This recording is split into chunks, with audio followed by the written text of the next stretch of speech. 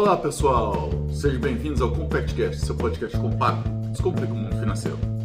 Meu nome é Fernando Franklin e hoje eu quero conversar com você sobre um assunto interessante que rodou aí de uma forma ou de outra nas notícias nos últimos dias. O Certificado de Operações Estruturadas, o famoso COE. Meu ponto aqui não é entrar no mérito de se você deve ou não deve fazer um COE e tudo mais.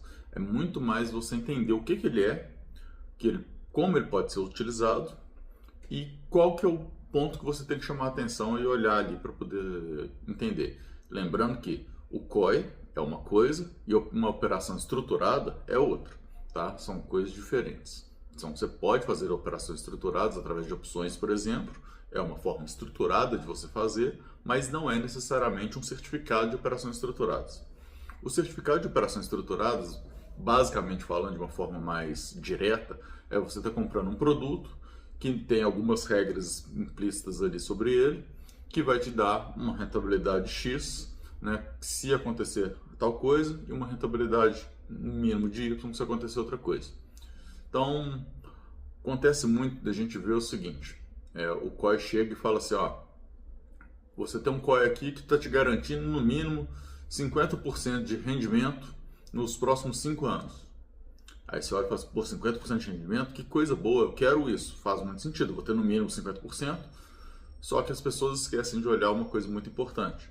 Qual que é efetivamente a taxa que seria, se a gente pegar, por exemplo, um pré-fixado, ou mesmo a taxa Selic atual, né, para esses 5 anos? Se a gente pegar o Selic, a gente pode ter a perspectiva de queda da Selic, aí a gente pode reduzir, uma perspectiva de alta pode aumentar. Se a gente pegar um pré-fixado, é o que o mercado já está esperando para aqueles 5 anos.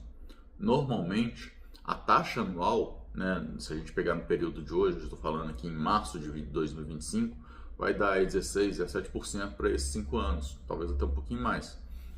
O que é o grande ponto? Quando a gente pega 50% e divide por 5, fazendo uma conta de padeiro, seria como se fosse 10% ao ano.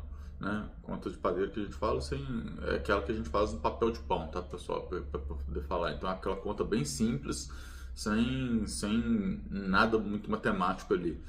Se a gente pensar 10% ao ano com a Selic a 15, ao 14,25 que está agora, faz sentido? Então esse é o grande ponto. O número, quando ele fala 50% em 5 anos, é um número que parece muito bom.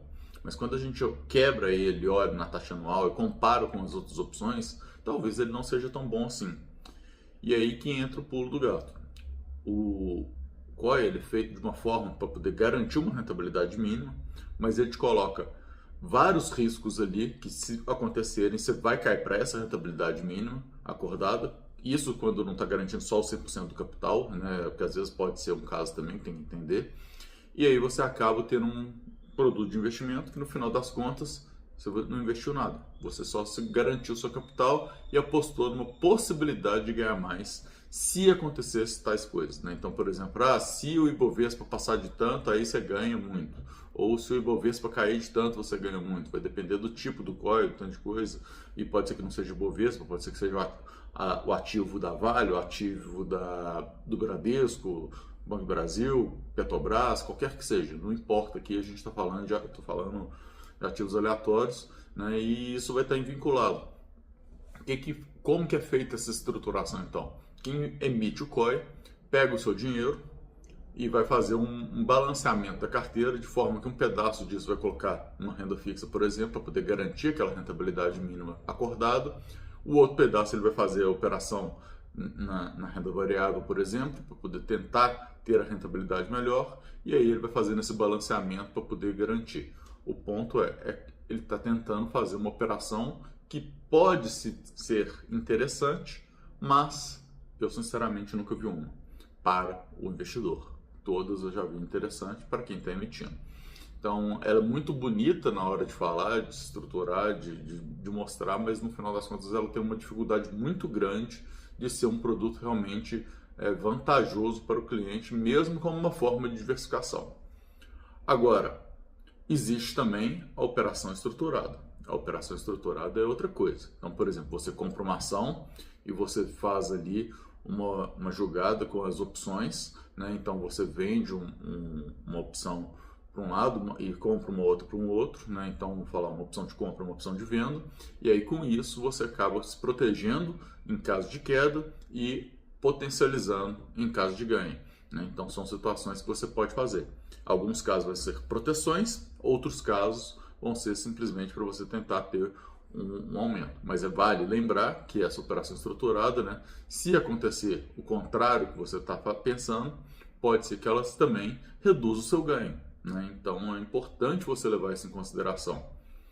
Mas vamos voltar, né, para o que eu entendo então que a gente pode pensar aí quando a gente fala nesse tipo de investimento, que é um pouco diferente do investimento tradicional, que é um investimento um pouco mais moderno, né, para os dias atuais. Ele já tem bastante tempo que tem COI, mas é um investimento mais moderno, né, porque se a gente comparar com a ação puramente, com um CDB puramente, ou com os fundos normais, né, é um investimento mais recente, mas o grande ponto é você pegar e entender os detalhes dele. Entenda sempre duas coisas quando alguém te oferece alguma coisa: onde está o risco e onde que a pessoa está ganhando dinheiro.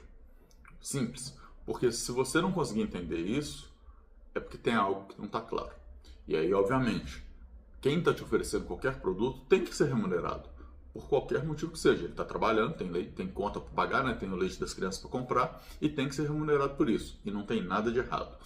E eu não estou nem entrando no mérito de estar transparente ou não esse ganho, mas é importante você entender como que ele ganha e se ele está ganhando. Se você perder, ele ganha mais, ou se ele ganha independente de você perder ou não, isso aí é bom para ele, né? Então, assim, tem também aqueles casos que ele ganha mais se você ganha mais. Então, por exemplo, num FII fixo, né, que é a forma que a gente trabalha aqui, quanto mais você ganha, maior o seu patrimônio, mais a gente ganha também, então é bom para todo mundo.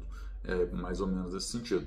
Agora, tem casos que, se você faz uma operação e você perde, né, pode ser que ele está ganhando mais porque a rentabilidade daquela operação sendo feita ao contrário do que você queria, aí te dá uma rentabilidade mais interessante, como casa, como quem está emitindo aquele certificado.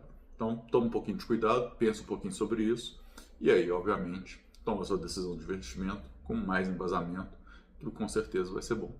Dá para fazer COI? Dá, mas eu realmente continuo sem conhecer nenhum que tenha sido efetivamente bom para o investidor. Muito obrigado e até a próxima. Tchau, tchau.